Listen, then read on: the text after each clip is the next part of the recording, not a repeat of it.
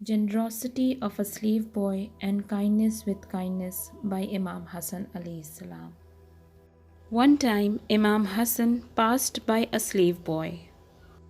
There was a loaf of bread before the boy. He was eating a piece of it and giving another to his dog. Imam asked him, "What has made you do that?" The boy replied to Imam Hassan, "I feel shame when I eat without feeding the dog." The Imam came to know that the boy has the most lovable quality to him. He decided to reward him and reward his kindness with kindness. Imam al Hassan said to the boy, "Do not leave your place." Then he went to the boy's master and bought him from him.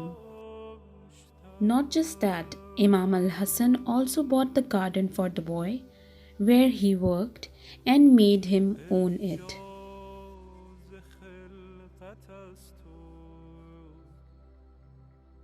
اعجاز خلقت از تو برابر ندارد